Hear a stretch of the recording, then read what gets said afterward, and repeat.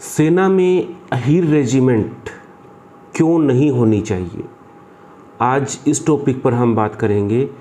और इसका जो रीज़न है कि अहीर रेजिमेंट क्यों नहीं होनी चाहिए, या जाट रेजिमेंट है, डोगरा रेजिमेंट है, सिख रेजिमेंट है, राजपूत रेजिमेंट है, ये क्यों है, इसके ऊपर हम बात करेंगे।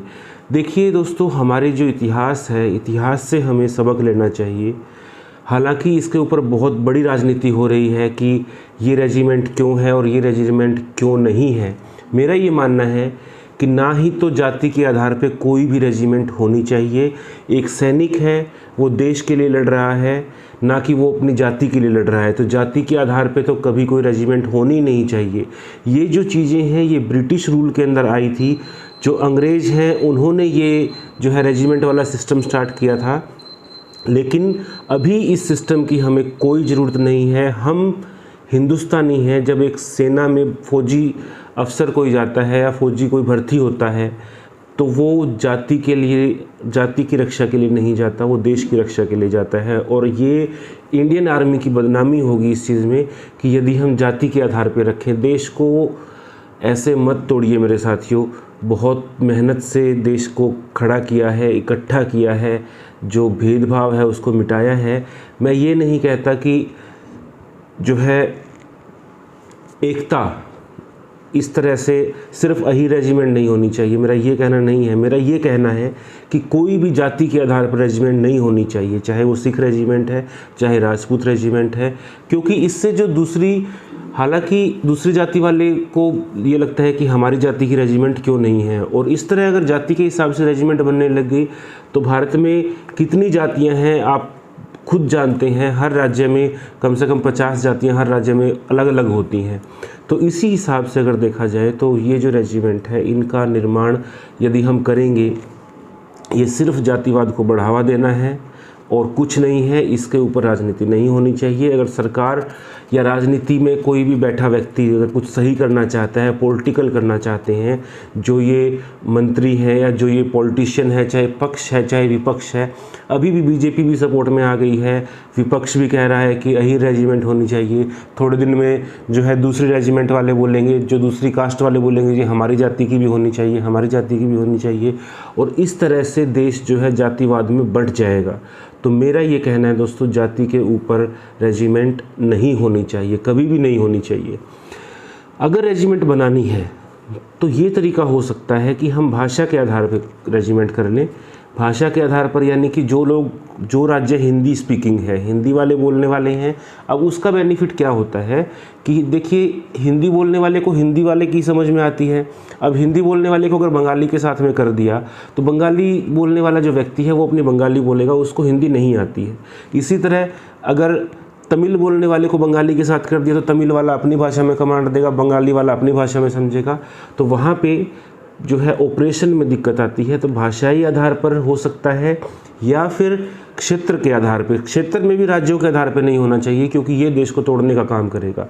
क्षेत्र में होना चाहिए north India, east India, waste India. हालांकि ये जो ऑपरेशनल कमांड होती है ये इसी तरह की होती हैं कि जैसे नॉर्थ ईस्ट हो गया या नॉर्थ वेस्ट हो गया, इसी तरह ईस्ट वेस्ट नॉर्थ साउथ हो गया। और जो एरिया के हिसाब से अलग अलग हैं तो उस हिसाब से जो कमांड होनी चाहिए। देश की एकता अगर हमें बना के रखनी है तो इस चीज़ को फॉलो करना होगा। आपकी क्या राय है दोस्तों, फीडबैक दीजिए। मैं मेरी राय रख रहा हूँ। अंग्रेज़ों ने जो है ये रेजिमेंट वाला सिस्टम शुरू किया था। हालांकि हम बहुत गालियाँ भी देते हैं अंग्रेज़ों को, लेकिन कुछ चीज़ें ऐसी भी थी जो उन्होंने ठीक की। उसके ऊपर मैं अलग से वीडियो बनाऊँगा। और कुछ साथी भड़क सकते हैं कि अंग्रेज़ों ने ऐसा क्या अच्छा कर दिया कि मैंने ऐसा बोला। तो कुछ एक चीज़ें एक दो ऐसी थी जो अंग्रेज़ों ने ठीक भी की थी।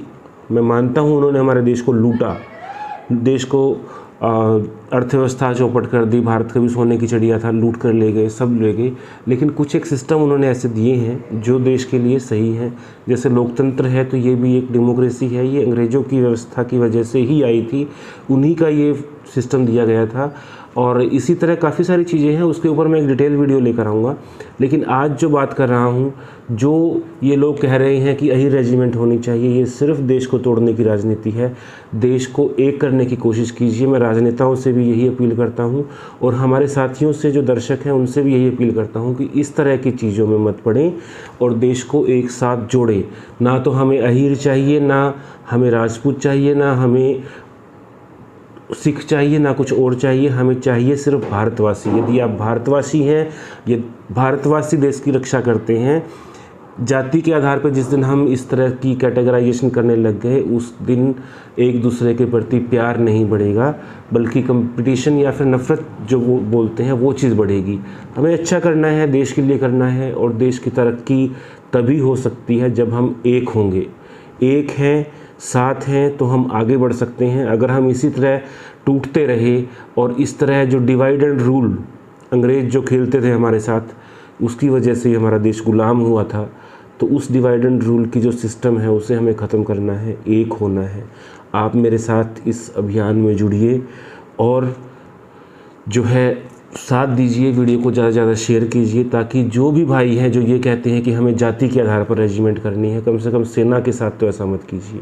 सेना देश की रक्षा के लिए है, किसी एक जाति की रक्षा के लिए नहीं है। आर्मी में जो गया है वो देश की रक्षा के लिए गया है, हमारी रक्षा के लिए गया है। वो ये नहीं देखता कि मैं जाट हूँ तो मैं सिर्फ जाटों की रक्षा करूँगा, मैं राजपूत हूँ तो मैं राजपूतों की रक्षा करूँगा। और हालांकि ऐसा भी नहीं है कि राजपूत रेजिमेंट में सिर्फ राजपूत होते हैं या सिख रेजिमेंट में सिर्फ सिख होते हैं, सभी रेजिमेंट के लोग होते हैं। मेजॉरिटी जो होती है वो, जैसे सिख रेजिमेंट है तो उसमें सिख ज़्यादा होते हैं, राजपूत है तो उसमें लगभग जाट राजपूत 50-50 होते हैं। इसी तरह अलग अलग रेजिमेंट में अलग अलग रेशो होता है। वीडियो को सपोर्ट कीजिए दोस्तों। मिलते हैं नई न्यूज़, नई रिव्यू के साथ में। तब तक के लिए जय हिंद, जय भारत।